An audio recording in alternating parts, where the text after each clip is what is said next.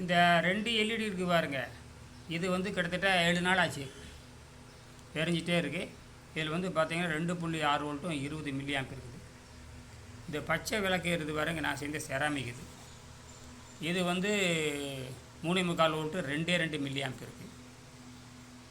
இது பாருங்கள், இது வந்து 3 வோல்ட்டும் 20 மில்லி ஆம்ப் இருக்குது. இது கடந்த 4 நாளாக எரிஞ்சிட்டு இருக்குது. 25 போட்டாச்சு. 25 காலையில் போட்டேன். 26, 27, 28, 29. இன்றைக்கி 4 நாளாக எரிஞ்சிட்டு இருக்குது. இது இதில் 3 வோல்ட்டும் 20 மில்லி ஆம்ப் இருக்குது.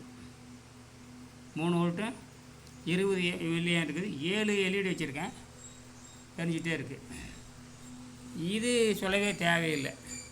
இது 1 மாதம் ஆச்சு. இது வந்து 3 வோல்ட் இருந்துக்கிட்டே இருக்குது.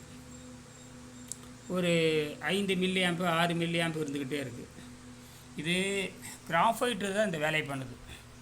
கிராஃபைட்டில் நியூட்ரான் சிதைவு இருக்குது. கிராஃபைட்டில் பார்த்திங்கன்னா அது இயற்கையாகவே நானோ போரோசிட்டி இருக்குது. அது இயற்கையாக 4000 டிகிரியில் உற்பத்தி செய்யப்பட்டது தான். அது பூமியினுடைய கடுமையான அணு உலை அழுத்தத்தின் மூலமாக, அது கடுமையான அழுத்தமும் கடுமையான வெப்பத்தின் காரணம் உருவாக்கப்பட்டது இந்த கிராஃபைட். அந்த மாதிரி யாரும் செய்ய முடியாது. அது போராசிட்டி ரொம்ப அதிகம், நுண்துளை ரொம்ப அதிகம். அது வந்து அது சிதைக்கின்ற பொழுது 7 புரோட்டான் கொண்ட நைட்ரஜனை வந்து உள்ளே உட்காந்துக்கலாம்.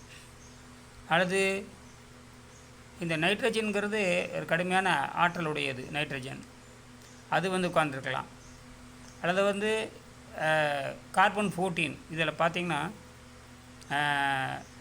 ஒரு மைக்ரோகிராமில் வந்து பல லட்சம் ட்ரில்லியன் கார்பனில் வந்து 1 லட்சத்தில் ஒரு துகள் இருக்கலாம். ஒரு கார்பன் 14 இருக்கலாம். அது எப்பயுமே வந்து நியூட்ரானை உறிஞ்சி வச்சுக்கும், நியூட்ரான் கதிர்களை உறிஞ்சி வச்சுக்கும். இதெல்லாம் அணுவில் நடக்கிறது தான். கிராஃபைட்டில் வந்து நியூட்ரான் கதிர்வீச்சு இருக்கும். கிராஃபைட்டில் வந்து கார்பன் 14 இருக்குது. அந்த மாதிரி நைட்ரஜன் 14 இருக்குது. நைட்ரஜன் கார்பன் வேறு ஒன்றும் இல்லை. 6 புரோட்டீன் கொண்டது கார்பன், 6 புரோட்டான் கொண்டது கார்பன், 7 புரோட்டான் கொண்ட நைட்ரஜன்.